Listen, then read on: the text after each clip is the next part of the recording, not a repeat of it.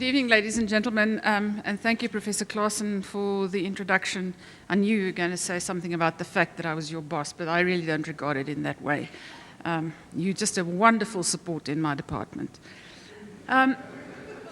Ladies and gentlemen, a few weeks ago, Dr. Henk van Tonder approached me and asked me whether our family would accept the fact that the prominent IE Person Award was to be named after my father. He inquired whether our family would have any objections. My immediate reaction was that it would be an appropriate way of honoring his legacy in our special field. My 85-year-old mother has specifically asked me to thank the Institute for this gesture. She sends her apologies for not attending tonight. She prefers not to go out at night these days, particularly during the winter. However, when the Bluebells do play, she's prepared to leave the house, I can tell you that. I noticed in the program that I'm supposed to deliver a dedication address, but perhaps also in the style of my father, for those of you who knew him well, I would prefer to tell you a story rather than deliver an address. Most often relating to the those of you who knew him well will recall his love of telling stories, most often relating to his formative years he spent in Gebabis as a young boy. After matriculating from the Windhoekse Hoërskool, my father, who wanted to become an electrician, by the way, his father wouldn't allow that, he enrolled for a degree in electrical engineering at the University of the Witwatersrand. He had to decide between Stellenbosch University and Wits. Now, he said, I actually read something he wrote himself today. It's a piece that I have on my computer. And he said he wasn't admitted to Stellenbosch University because of his politics. So I'm not sure about that. Something about the sappe and die natte and something, I don't know. Anyway, be that as it may, he enrolled at the University of the Witwatersrand. During his studies, he was in fact introduced to my mother by a fellow student. In those days, the students and young people, young working people, lived in Braamfontein, in flats and in boarding houses. And the gentleman who introduced them was in the same boarding house where my mother resided. She was a recent social sciences graduate of the University of Pretoria, and she was working as a social worker in the southern suburbs of Johannesburg at the time. Now, the interesting thing is that she initially thought he was younger than she was, because he was still studying. Now, he had done an extended program at Wits, whereas she had graduated in 3 years from UP and at the age of 19 had a degree in social sciences. At the time when she met my father, he had recently lost both his parents. He always says that at the age of 21 he was an orphan. Now, in the true way of social workers, they have a habit of getting involved with cases. Okay? So she became emotionally involved with this young man. But it was only before she became emotionally involved, she had decided that she got to know him a bit better, and she decided he was too good a catch to lose for the family. So she had plans of introducing him to her younger sister. And on the night that this introduction was orchestrated, she actually found out that they were born in the same year. And that night, apparently, she told my aunt, I'm going to marry this guy. Just another piece of information, I don't know whether my father was trying to get rid of the grief after the loss of his parents, but he had a list of girlfriends that he dated in 1953, and my mother was number 19 of 1953. And I believe they met more or less this time of the year. She allowed this to progress to number 23, and then she put a stop to it. So, and that was it. And for the next 62 years, they were inseparable. Kicking and screaming, yes, those of you who knew them well, will recall that they could have a hell of a fight at any given time. Ja, Professor Creer, ek weet. Shortly after getting married in 1955, there was a very specific decision to move to Pretoria. My father had joined ISCO as what was known in those days as a pupil engineer. I suppose we would refer to it as an engineer in training. The move to Pretoria was a very specific one. He intended furthering his studies. Now, those of you who know the history of the Faculty of Engineering at University of Pretoria will realize that the faculty was only established in 1956. So he had no plans of doing an honors or a master's in engineering. He specifically moved to Pretoria because he wanted to enroll for the MBA degree at the university. The University of Pretoria had introduced the first MBA, and you will have heard that I actually wrote the book about the history of the MBA at UP. They introduced the first MBA outside of North America in the late 1940s. And in fact, the first group graduated in 1951 with the MBA degree. In those days, it was called an MCOM BNA, Business Administration. And in fact, my father was in the first group who enrolled for the MBA per se. It was by then called the MBA. ISCOR was very instrumental in setting up the MBA program in those days. And in any given year, probably 50% of the students on the program, the participants on the program, were in fact employees of ISCOR. So my father decided to study towards an MBA. However, he suspended his studies in 1958 because my parents spent a year in London, working in London. My father worked for a consulting engineering firm designing power stations in South America and so on. And my mother, in fact, as a social worker, her degree was not recognized. These days, they export our social workers in droves to the UK. So she couldn't work as a social worker. She had to work in an in-training situation, and they couldn't afford that. So she took a job at Harrods, and she worked as a query clerk. And she had to work Saturday mornings, and my dad would accompany her to work, and he would spend his day browsing the food halls at Harrods. And any of you who've ever been to the food halls will know that can keep you busy for an entire day. However, my father couldn't stand the climate in London, and he decided to apply for a position at the University of Pretoria, and specifically in the Department of Electrical Engineering. And in fact, he got the appointment. And after his death in 2014, when I was cleaning out his study, I came across the appointment letter that he had received in London, addressed to the address where they lived. And for those of you employed at the University of Pretoria, it was accompanied by the conditions of employment. And I can tell you now, nothing much has changed. So on the 1st of February 1959, he joined the University of Pretoria, the Department of Electrical Engineering, as a lecturer.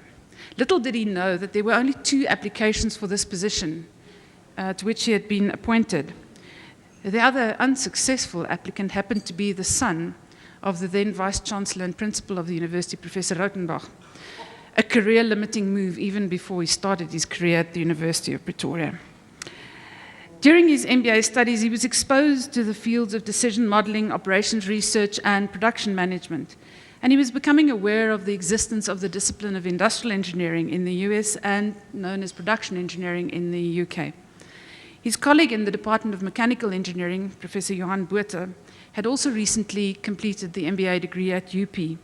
And with the support of the Dean, Professor SAIIE Adendoff, who was also the head of the Department of Mechanical Engineering, a decision was taken to introduce industrial engineering as an option to students who were at that time enrolled for other disciplines in the faculty, and to understand whether there was sufficient interest to introduce industrial engineering.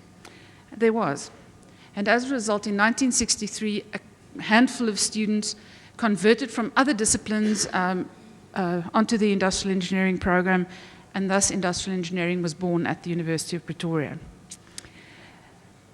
I think my father was not only instrumental in developing the curriculum at the time, but I suspect by the time of his passing, he had probably taught almost every single subject that was ever part of the curriculum. In fact, his last instruction to me on the night before he died, the hospital said to us, "He's stable. You can go home. He will have further tests the following morning." His final instruction to me was, "Go to my study. On my desk, you'll find a pile of papers that I've graded. Please ensure that they reach the departmental administration on the Monday morning." That was the last instruction I got. My mother also, however, claims a role in the creation of industrial engineering. She claims that she told my father that engineers were too focused on things and calculations, and that they did not realize the importance of the man-machine interface. I'm not sure my father would ever have admitted that she had a role in the matter, but be that as it may. Now, many people are pioneers in their fields. They start new ventures. They set up new things. However, being a pioneer does not guarantee being liked or even loved. In the case of my father, he was always popular with his students. He had a few special traits, characteristics, which made people like and love him. He was a mentor to his students. He was often consulted by students on career choices, ideas for further studies, and if you read the program, you'll see how many students he supervised at the postgraduate level, or even just the normal issues of life. He was interested in his students. He would also always say to us, in those days he had predominantly male students, he'd say, "Wat was jou ma se nooiens van?" Of "Wat was jou vrou se nooiens van?" So Marietta, Libbe. Okay? And he would remember. He had this memory. He could always remember all of these things. In his inimitable way, he would often give advice by means of some tale or story, again, often based on his experiences in Gebabes.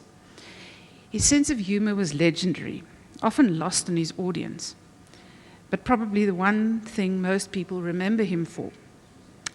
He had a passion for languages.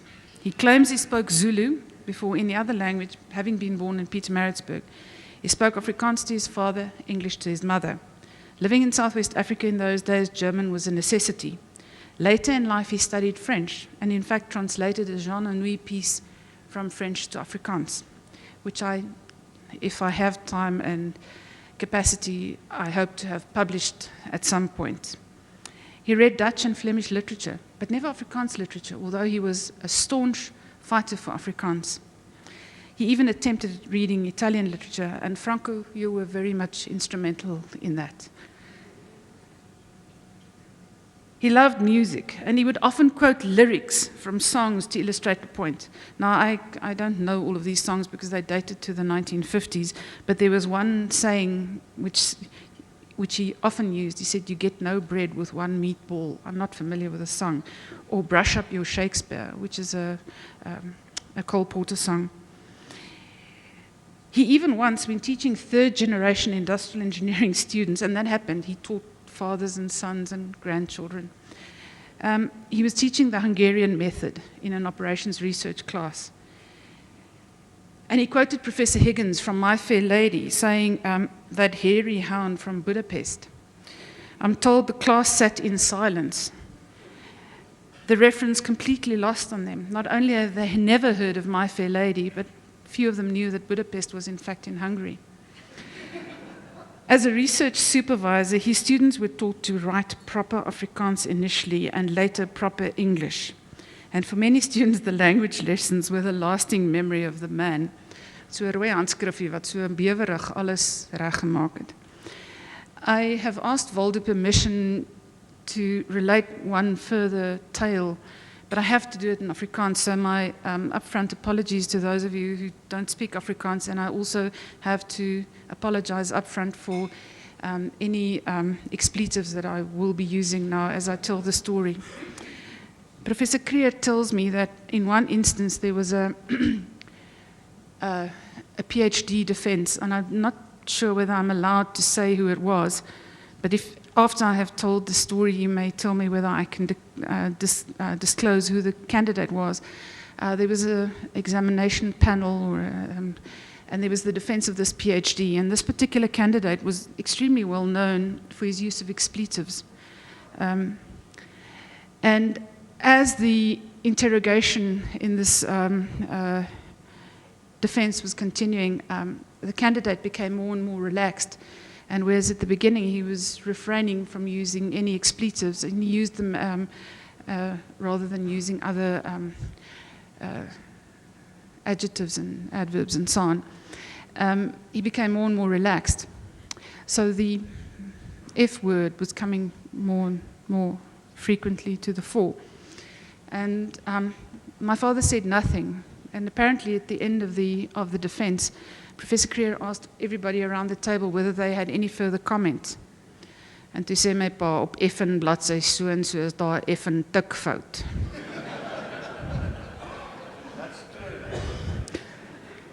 Professor Kruger, may I say who the candidate was? He's not, yeah, I actually made a note here. If he's present. Dr. Johan Strassheim, who was one of the adjudicators on the panel. And he was one of my external examiners as well. In 1985, we were visiting a very old friend of my father's in Erlangen in Germany. Arthur Haak had been employed by Siemens across the world, from Indonesia to Johannesburg to wherever. He'd by that time retired.